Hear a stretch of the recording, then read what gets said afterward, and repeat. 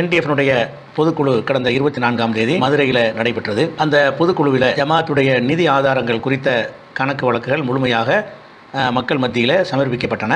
அந்த வெளியிட்ட கணக்கு பிரகாரம் தாவா பணி, இலவச குர்ஆன் வழங்குதல், இலவசமாக புத்தகங்கள் வழங்குதல், இஸ்லாத்தை ஏற்பவர்களுக்கு ஹத்னா என்ற அந்த சுன்னத்து செய்தல், அவங்களுடைய பெயர்களை அபிஷியலாக கெஜெட்டில் மாற்றி கொடுத்தல், அவங்களுக்கு அஃபிடவிட் போடுதல் போன்ற வகைக்கான நிதி முழுமையாக அறவே இல்லை என்பதை நம்ம பொதுக்குழுவில் கணக்கை வாசித்து இந்த வகைக்கான எந்த நிதியும் கையிருப்பில் இல்லை என்பதை நம்ம தெரிவித்திருக்கிறோம். அதே மாதிரி ஜக்காத் வகை, அவசர மருத்துவ உதவி போன்றவற்றுக்காக நிறைய மனுக்கள் வருகின்றன. அவற்றுக்கும் நீங்கள் அனுப்பக்கூடிய ஜக்காத் நிதியிலிருந்து நம்ம வழங்கி வருகிறோம்.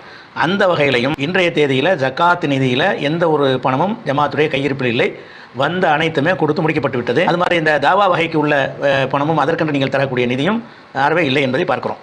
அதே மாதிரி இந்த ஒரு வருஷ ஆலிம் வகுப்பு நடத்தணும், அந்த ஓராண்டு முடிந்து மாணவர்கள்லாம் சென்று விட்டார்கள். அந்த வகைக்கு நீங்கள் அனுப்பியிருந்த உதவிகள் அது அதற்கு செலவிடப்பட்டு கொஞ்சம் பற்றாக்குறை ஏற்பட்டு அதை ஜமா தலைமையில் நிர்வாகத்திலிருந்து போட்டு அதை நிரப்பி விட்டோம். அதுலேயும் எந்த ஒரு பேலன்ஸும் இல்லை.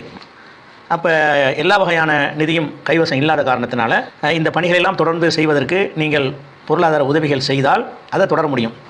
இல்லைன்னு சொன்னால் இருக்கிறதுக்கு ஏற்றவாறு நம்முடைய பணிகளை அமைத்துக்கொள்வோம். அது மாதிரி ஜமாத்துடைய அன்றாட நிர்வாக செலவு வகைக்காக வேண்டி குறைந்தபட்சம் மாதம் 100 ரூபாய் அனுப்புங்கள் என்று கோரிக்கை வைத்தோம்.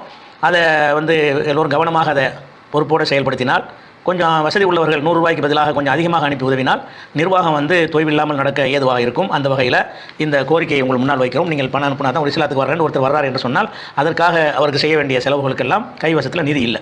அதனால் இந்த ஒரு தகவலை வைத்து உங்களிடமிருந்து இதற்கு தேவையான பொருளாதாரத்தை நம்ம எதிர்பார்க்கிறோம். இந்த ஜமாத்தை பொறுத்த வரைக்கும் நிதி இருப்பை வைத்துக் கொள்வதில்லை என்பதை ஒரு கொள்கையாக கொண்டு தான் துவக்கியிருக்கிறோம். வரக்கூடிய நிதிகளை அப்பப்போ அந்தந்த பணிகளுக்கு செலவிட்டு விட வேண்டும் என்ற அடிப்படையில் இதை உங்களுக்கு தகவலாக தெரிவித்துக் கொள்வோம்.